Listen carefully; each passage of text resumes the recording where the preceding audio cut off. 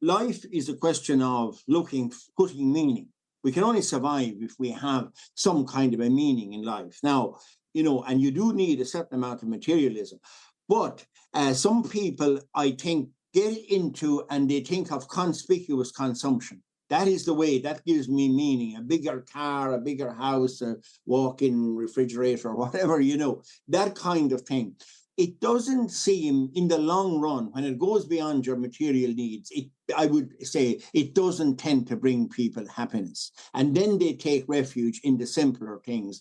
And what I sometimes have pilgrim walking as, it's like a mental car wash. You kind of, you restart again and you clear out all the baggage that's blocking up your brain, and you see things more in perspective. And you see maybe clearly that the meaning in life isn't all about more profitability. So what? If you already have enough material things, why do you need more profitability? Why do you need a big car? Those kind of thoughts will occur to you on a pilgrim walk. That was John G. O'Dwyer, author of Great Irish Pilgrim Journeys. Hello and welcome to episode 116 of the Irish Baseball Podcast.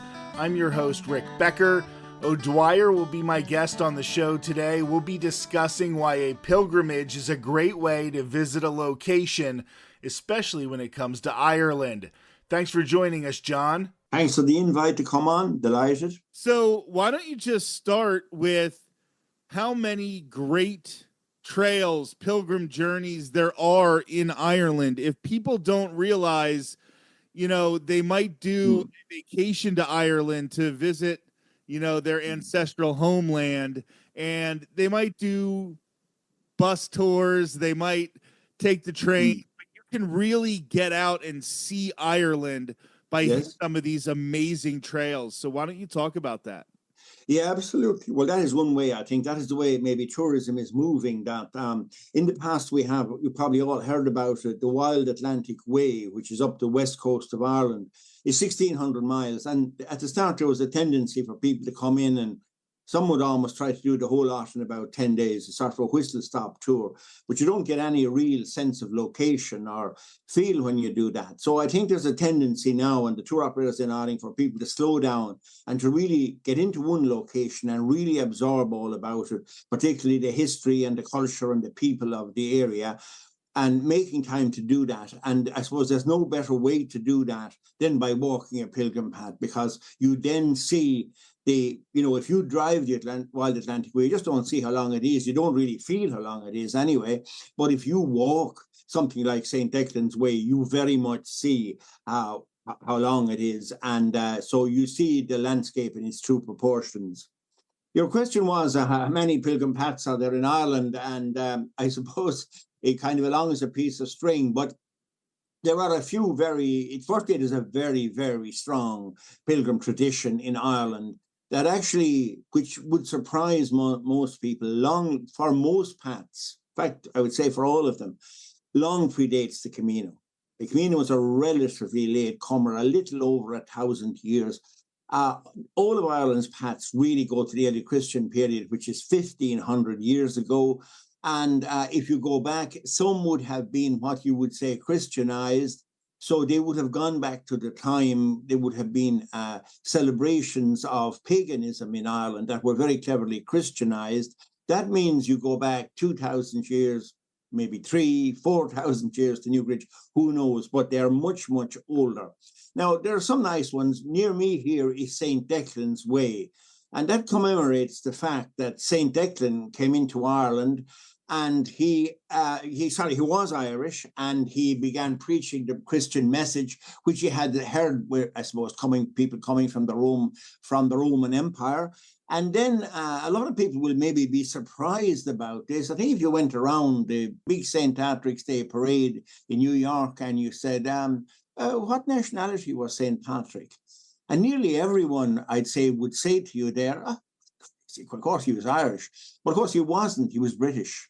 He came from the British mainland. And Patrick, so Declan would have been Irish, would have heard about the Christian faith. So he was preaching it. Then he heard about Patrick coming in, also evangelizing the Irish people. So they had to have a meeting to see how they're going to figure things out. And so the tradition holds that they met at the Rock of Cashel. It's a wonderful place, not too far from where I live. It's the Acropolis of Ireland. And there, Declan and Patrick agreed that Declan would remain, he was an older man then, would remain supreme in the south of Ireland, the Dacia area where he's already preaching, but he would then recognise Patrick as Primate of all Ireland. So in the pattern commemoration of that then links the Rock of Cashel with coastal Ardmore, County Waterford, which is Ireland's first monastic site. It's 115 kilometres, so it's about a beautiful 6-day walk, taking in an enormous amount of antiquity, not just, of course, the Rock of Cashel, but also you have Clare Castle, a great Norman castle, the Swiss cottage along the way, Cottage Ornay along there, the great castles then at Ardfinnan. You have then the Cistercian Abbey at Mount Melleray. You pass through that. The monks are actually gone out of it now, which is a sign of the times, but the Abbey is still there. And then you continue on through historic Lismore down to Ardmore, which are really beautiful setting, beautiful one-day walk in Ireland. So that's one of the important ones. But there's also then in the north, one of similar length, St. Patrick's Way, which links Armagh, where obviously Patrick was the first primate of all Ireland, to where he died or is buried at Downpatrick, and the two of those are linked together. That's a longer one. It would take you about 10 days to walk that one, but it goes through the incomparable mountains of Moran. And then if we go on beyond that, we have then smaller paths. They'd be more micro paths. Not so. There are 5 of them then who have come together under an Irish pilgrim passport, and they are St. Finbarr's Pilgrim Path. St. Finbar is the patron saint of West Cork. He established a monastery at Gugan Barra, and the path commemorates a 2-day journey he made to Gugan Barra to found that monastery. And that is we'll say in West Cork. It goes from Drimoleague to Gugan Barra, a beautiful but tough 2-day walk. Then there is in Kerry, there is a beautiful mountain. In fact, it's on the very front of my book. I know this is a podcast, so people can't see it, but that's the picture from it. You can see it there, I think. It's a beautiful, some of the most fantastic views in Ireland from the top of Connachtna Pilgrim Mountain down near Cahersabeen, County Kerry. You have the Cussong on the Nave then as well, another one-day walk, which is out near Dingle, incomparable countryside out there.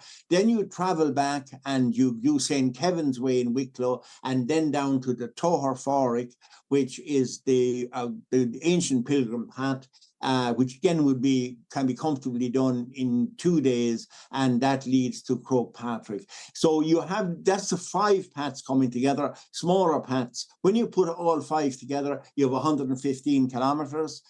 You have 115 kilometres of a linear walk on St. Declan's Way, and about 160 to 70 kilometres on St. Patrick's Way, which is in Northern Ireland, linking Armagh with Downpatrick. That is amazing. Now, when you talk about St. Declan's Way and you talk about this being about a 6-day hike. Yes. That is something that if you're looking to take a 2 to 3 week vacation in Ireland, if you're looking to visit Ireland, you can still see some of the sites, but take 6 days and do a hike like this, do a pilgrimage like this, and you will find yourself not being forced to necessarily, but you'll find yourself really interacting with actual Irish people. You'll start to feel what life is really like living there, and it's not as much of a let's hit this thing, let's hit this thing, let's hit this thing, because you'll learn more about Ireland as a whole walking for 6 days, even if you don't see as much as you will. You'll learn more doing that than you will by just driving from point to point. Yeah, I think you very much absorb the landscape. That is one of the things. And what, of course, you get on pilgrimage, I mean, it's quite important on pilgrimage. Firstly, there are all the echoes from the past.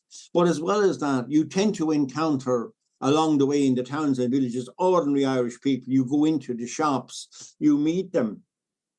So in that sense, you may meet other pilgrims on the route as well. It's much more absorptive. And I think, unfortunately, for our friends and the Irish diaspora who came back from the United States, very often it was the kind of where they viewed Ireland through the windows of a coach.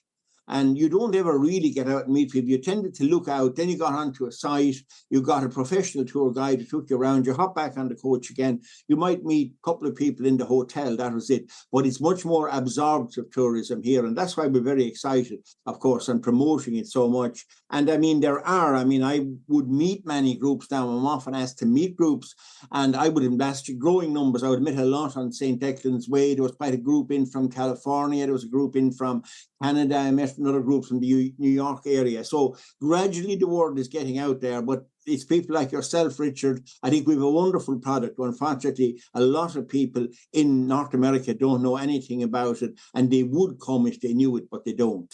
Obviously, your book, if you pick this up, it's going to tell you a lot about these paths, but how would you suggest, okay, I got the book, I read about the different paths. How would you figure out which one is for you? Maybe if you want to do one of them first and see how you like it, what would you suggest when it comes to picking the way you're going to start?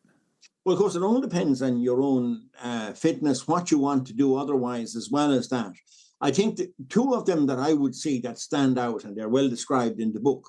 One would be that you come in and you do St. Declan's Way, and it's fully waymarked. You won't get lost on it, and most people will. The tradition has been people start in Cashel and go to Ardmore, even though actually Declan would have gone the opposite way. But that's what I would think, and you have to make arrangements. Now, generally speaking, if you do, it depends on what you want.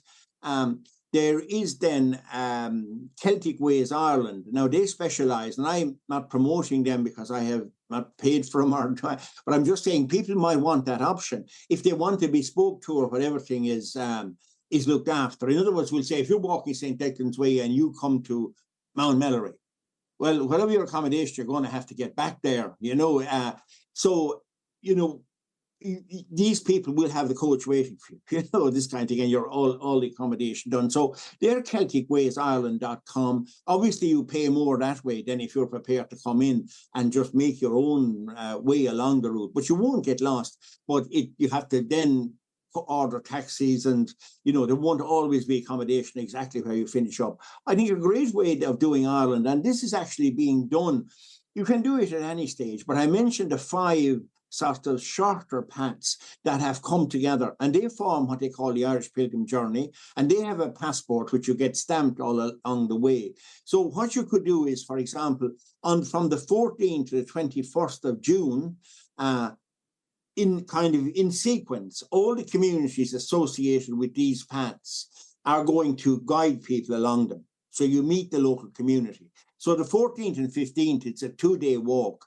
You will be down on St. Finbarr's path. And again, the local community will guide you and get you back to your start point and that. Then I mentioned Connacht-na-Dobber in Kerry. Again, the local community will guide you up and down that. That's the following day then, which would be the 17th. On the 18th, then you go to West Kerry to Cosán and Ave, the wonderful landscape around Dingle. You may know of it. But it's Cosán and Ave.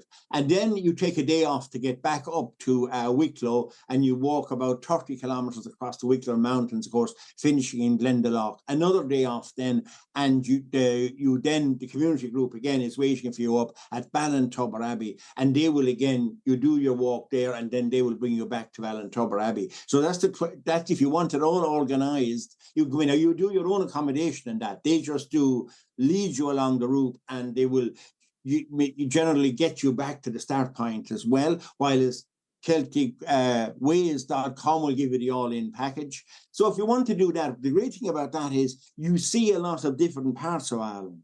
Whereas we'll say on St. Declan's Way, you see Waterford and Tipperary. But if you do this, you will see Cork, you will see Kerry, you will see Wicklow, and you will see Mayo, and you're going to different parts of Ireland as well. Now, you probably need a hire car to really do that, to get around, because it would take you long. You couldn't get from one place to another in time for the next walk unless you had a hire car. But that's a good way of doing that, I think.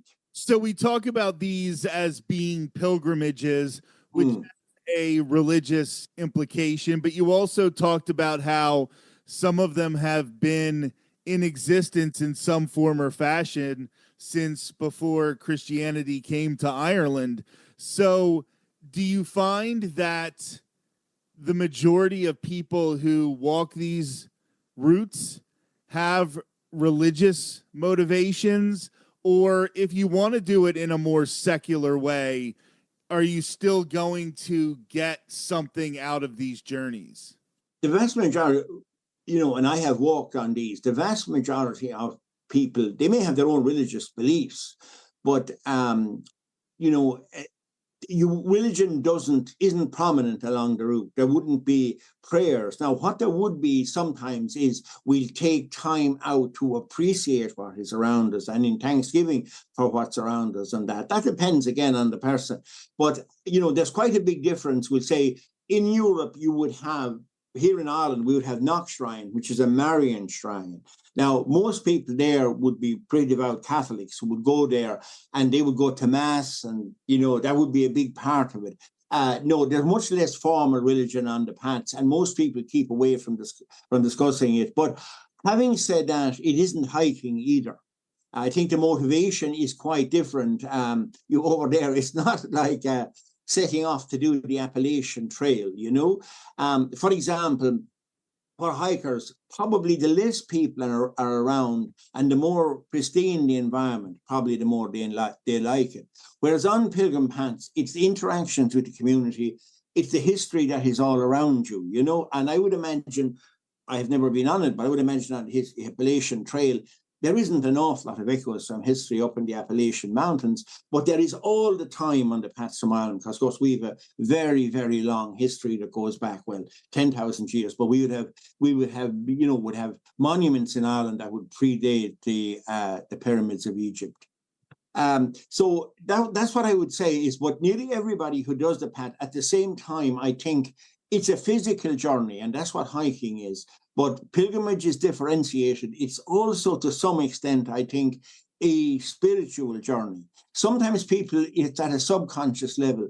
But most people, when they do it, they expect that in some way they will be different or transformed in the way that they probably wouldn't be when you're talking about a hike. They may feel better or whatever, but there is, I think, a yearning for that as well, which comes with pilgrim walking. So there are quite big distinctions becoming into Ireland to walk with, say, the Kerry Way, which is a very pristine landscape, and walking the Pilgrim Paths, where it is, these paths have been trodden for generations by your forefathers, and therefore that gives great meaning to the path. Amazing. Now, I know you talk a lot about meeting up with other pilgrims and other people walking the path, but for example, in St. Declan's Way, will you find yourself going into towns and interacting a lot with the people who just happen to live in those towns to get a real sense of the entirety of Ireland, because you're going into different places, different villages, and talking to people, whether it's because you need to get something for lunch or whether you're looking for a bed and breakfast for the day or for the night.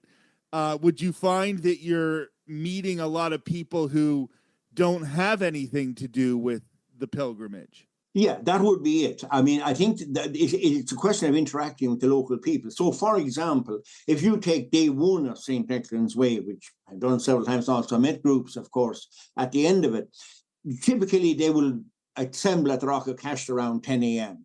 and they will get a tour of the Rock of Cashel, and then they take off. It takes about 4 hours, the first leg of the walk.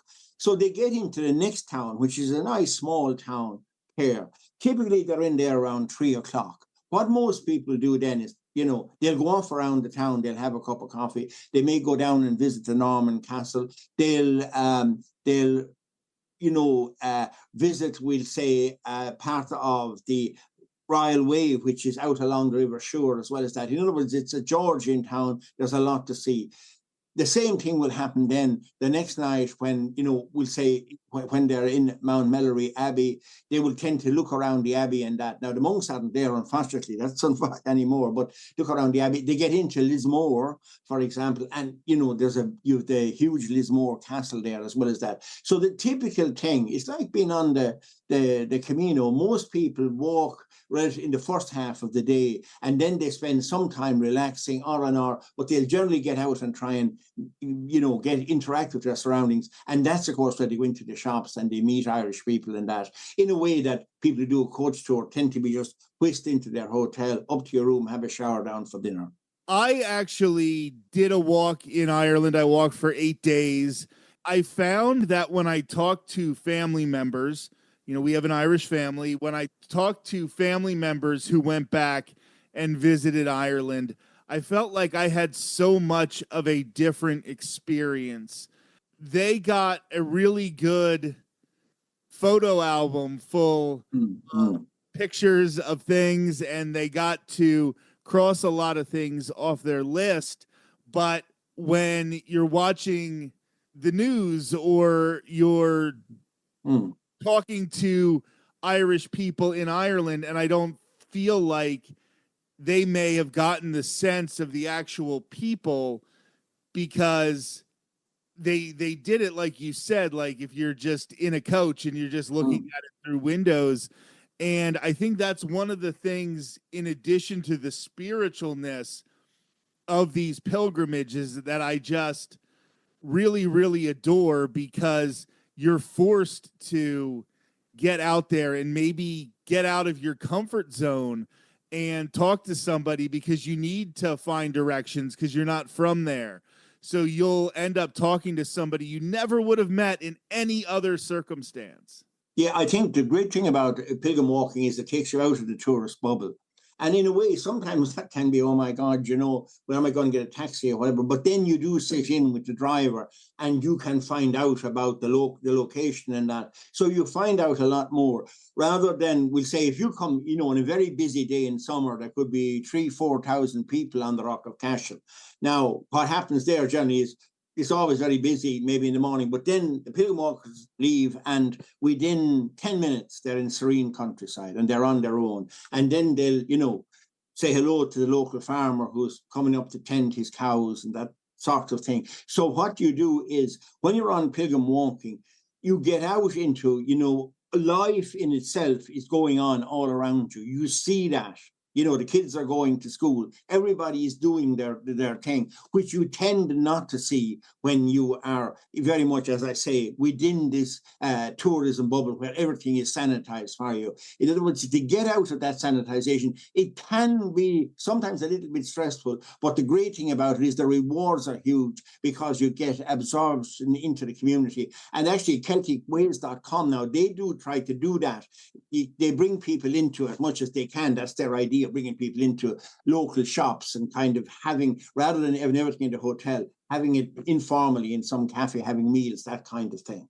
So your book, Great Irish Pilgrim Journeys, what are you describing? Are you describing experiences you've had, or are you giving more of a guide to how somebody else can experience these journeys? Obviously, where somebody else can experience it, but it's straight from the horse's mouth, in the sense that I have walked all the paths once and I've walked most of them twice, So I have a pretty good experience of what it feels like. And then what I do try is, my idea is that every path has a story. And if you can't find that story, you fail. So it's, what's the story of this path? In fact, I do some writing here for the Irish Times as well. So somebody rings me up and says, we have a great walk up in Donegal, we're inviting you up to write about it. And I say, what's good about it? God love this city. Has it now? Well, then, yeah. But what I want as well as that, where's the story? I need the story as well as that.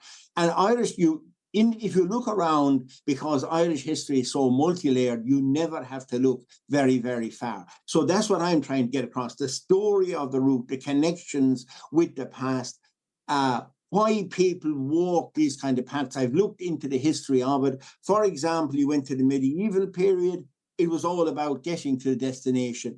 It was about healing, sanctity, and forgiveness. That's why people went to Santiago, they went to Rome, they went to the Holy Land. That's what they were looking for. It's not quite as simple as that. And in fact, they would have gone more or less on a pilgrimage where the destination was important. But now with modern day pilgrim walking, it's the journey is important. The destination may be nice, but it's the journey along the way. So for the medieval pilgrims, the pilgrim walking was just getting to Santiago was a pain in the neck. And of course, remember, and we don't do it, they would have had to walk back again. Nobody does that in the modern world. But now it's more a journey, I think, an inner journey where you hope there will be some transformation, but you connect with your ancestors as well as that. It's also then, pilgrim walking is also, I think, and I'm trying to get this across, a simplification of life.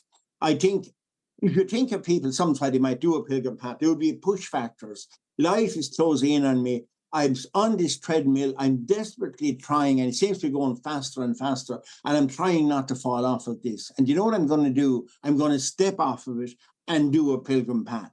That's, I think, the push factor. And then they do a pilgrim path because it's the simplification of life. It doesn't matter who you are. There is, if it's 115 kilometers, you don't have to be super, super fit, but it still is a challenge. You may blister up, that kind of thing. And of course, there's a great commonality because if, Bill Gates comes in, I'll mention an American guy, comes in to do St. Declan's Way, he faces exactly the same challenges in doing it as somebody who's penniless.